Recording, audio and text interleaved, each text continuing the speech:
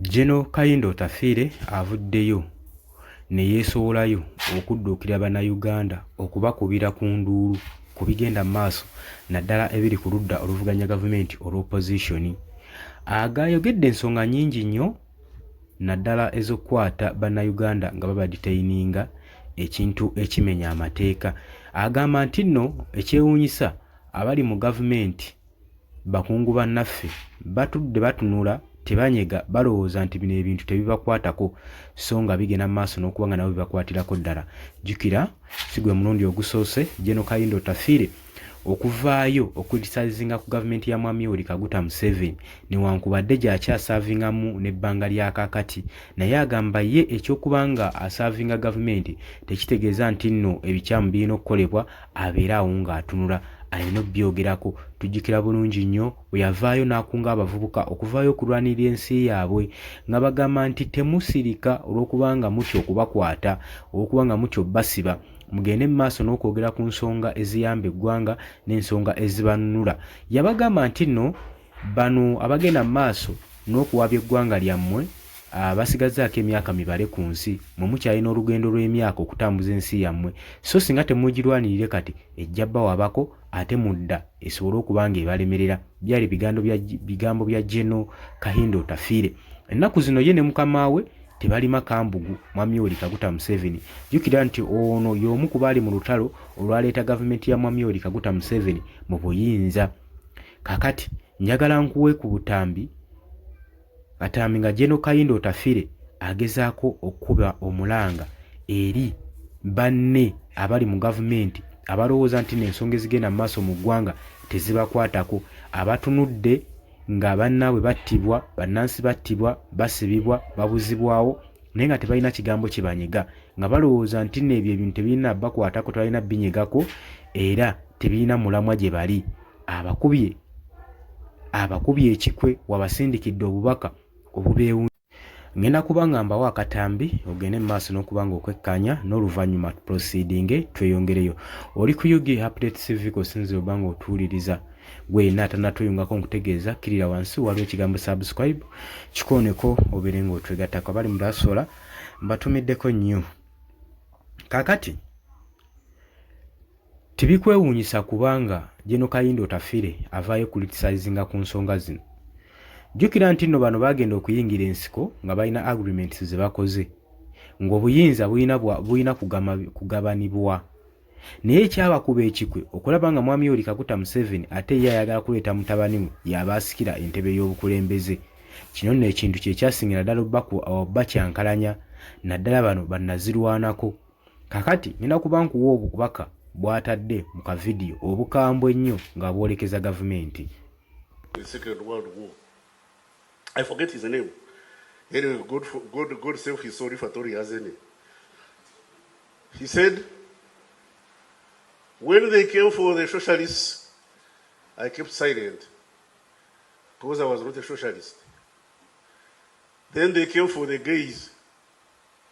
I kept quiet because I was not gay. Then they came for the trade unionists. I kept silent because I was not a trade unionist. Then they came for the Jews. I kept silent because I was not a Jew. When they came for me, there was nobody left to speak on my behalf. Ladies and gentlemen, don't commit the sin of silence.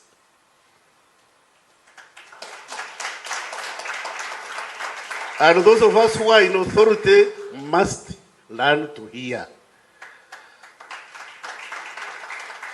In Kiswahili they say, asiolewa na wazazi afundishwa na dunia. If you don't learn from your parents, you'll be taught by the world. Those of us in authority, if we don't know how to exercise authority judiciously and with caution and compassion, we shall be taught by the society we are leading. We lead. Well, some people want to rule. Me, I don't ascribe to that. We lead with the consent of the governed. Sometimes the governed are wrong.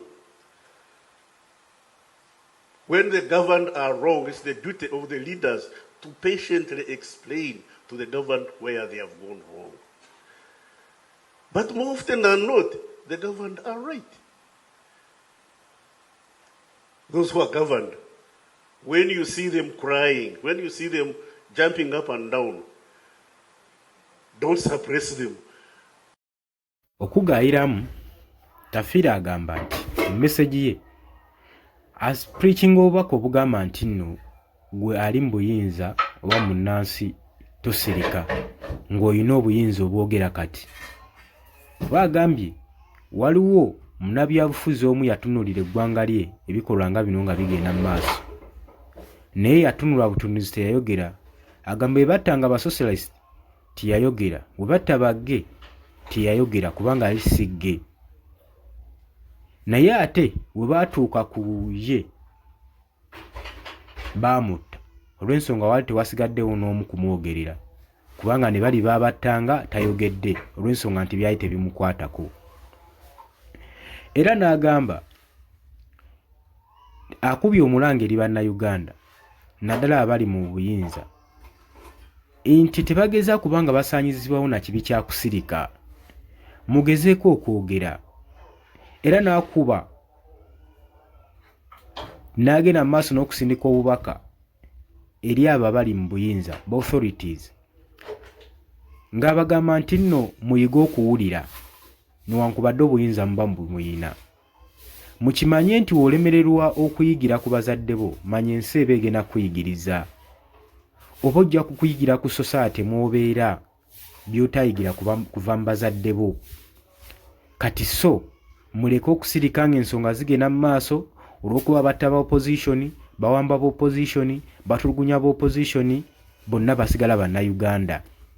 So ekinaakutuukako ojja otegeera nti nno wali olina okwogera. Kati ebadde message ya General Kayindo Tafire ng'agezaako kubanga atangaaza bannayuganda saako n'abali mu buyinza era ng'agamba abafuzi abamu tetukyalina bafuzi, tukyalina bakulembeze wabula tulina bafuzi si bwe batebakwatamu obuyinza. Oba ojja weetegereza General Kayindo Tafire alina criticism zazaakola ku gavumenti era nga bw'oba obitunuddemu tewayinza kubeerawo nkwatagana ba buyinza wabula abasinga bamutunuulidde ng'agenda mu maaso n'okwogerera ensonga eno ndowooza nga bo bagamba alwanirire bannansi beffe tebitukwatako nabo nga beerabidde nti bannayuganda nti obuyinza ssaawa yonna bukyuka, ebintu bikyuka. Kakati General Kayindo Tafire teyakomye okwo, yagenze maaso n'okukriticizinga ku nsonga ya Dr. Kano Kizza Besigye Kifeefe. Agamba ono amaze mu nkomera ennaku eziwera 3 ekintu ekimenya amateeka. Kyokka ffenna tukimanyi nti nno Dr. Kizza Besigye ali innocent. Kayindo Tafire agamba is innocent. Talina musango, bamulanga bwemage. Tukimanyi bulungi gwatamanyi General Kayindo Tafire, Minister of Internal Affairs General Kayindo Tafire agamba opposition leader Dr. Kizza Besigye bamulanga bemage era nga wola abaze bakwata bakulembeze b'ekitebe kya National Unity Platform. Nenjagala babulira wano lwaleero techo tekisoboka kuba tetuwagira muntu, tuwagira idea, the idea of making this country free for all. Zendi wano fairo bakakola nga mukaaga bambuze no statement balisazamu balisazamu. They are on a fishing expedition, but even on their fishing expedition they have not found fish. But I'm here to West Coast time. Koti zine misango mingi nyonyo y'abantu abati. We have a lot of backlog nga koti. Ate namwe koti, I am one of the agitators of your rights. I am agitating for your independent financing, such that when you have money, nobody influences you. Like all Kaka katambi okwagala okujjukiza bazze bawambibwa ne government nga tebalina musango bali innocent. Byebimu ku bitanudde General Kayindo Tafire okwogera ku nsonga eno, okutisizinga ku nsonga eno, okusobola okulaba nga babaako change gye bakola mu byobufuzi byabwe, babeeko bye batereeza. Abagamba mwe mubanga mukyayagala obuyinza mukole ebyo ebyetaagisa ebiri mu butuufu, temusalirawo bannayuganda.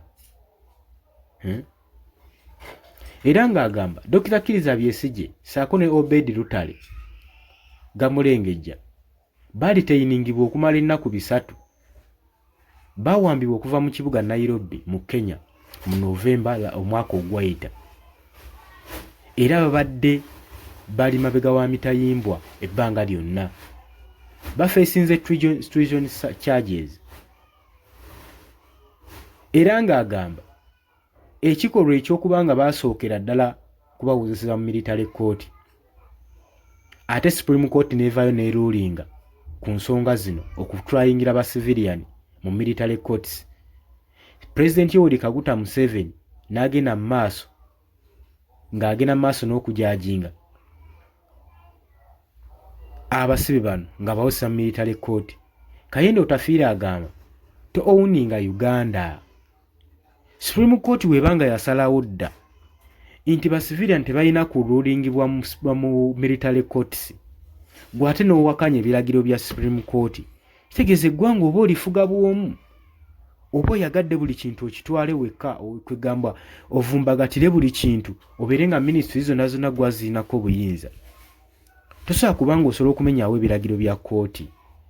Era ng'agamba bano babalanga bwemage tebalina yadde musango wadde n'ogumu n'ogw'eddagala.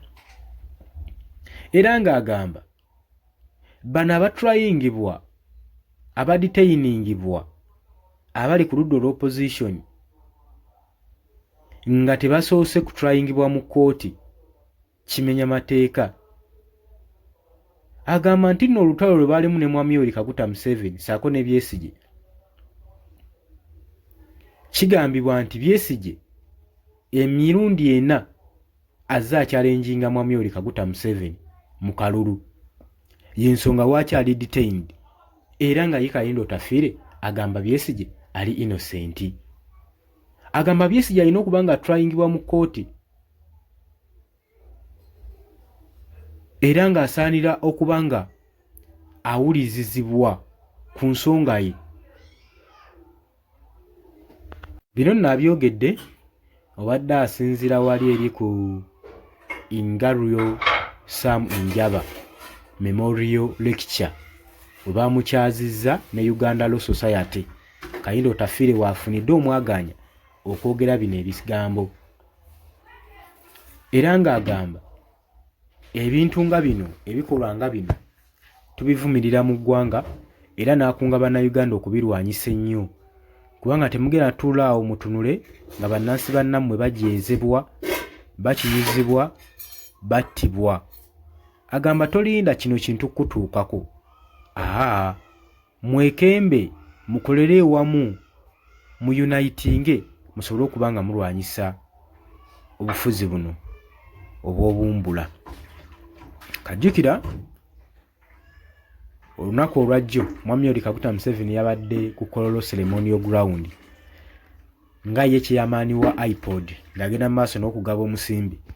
Njagala okimanye Kayendo Otafiire yabadde ayogera bino ku mukolo gwe kwatendinzeeko bannabyabufuzi ab'amaanyi omwabadde Anthony General Kiryowa Kiwanuka yabaddewo nga General Kayendo Otafiire agenda mu maaso n'okwogera ku nsonga zino nga kyagezaako okulaga ayagala batuuse obubaka eri Mwami Yoweri Kaguta Museveni ssaako ne bakulembeze bannaabwe beekube mu mutima ku kibagenda mu maaso n'okukola eggwanga lyabwe. Si birungi era ng'asigala abivumirira. Naffe tubivumirira tukimanyi bulungi nnyo. Deputy spokesperson wa National Unity Platform yakajja awambibwe era n'adetainingibwa nga amagye oba gavumenti ezeekola ekintu kino ng'eyagala key figures eyagala okukyusa ozijja mu ludda olw'opposition basiteeke mu gavumenti era bazze babakaka okukomitinga commitments ze bataakola oba okubasingisa omusango. Ate abasinga bafundikira tebatwayingiddwa na mu kooti n'abatwayingibwa mu kooti abaleetebwa mu maaso g'omulamuzi tebafuna bwenkanya kubanga omulamuzi tasinziira kulamula ku mateeka abula alamulanga mukama we kyaba ayagala. Oli ku UG Update Civic osinza obanga otuwuliriza nkwanirizaako munyo mu comment section jangu oteekeyo endowoozayo osobole okutangaza bannayuganda okusinziira embeera nga weeri era nga woobiraba. Tujja kuba nga tukomawo mmwe bale kwekumira ku UG Update TV. Mbagala nnyo mweraba.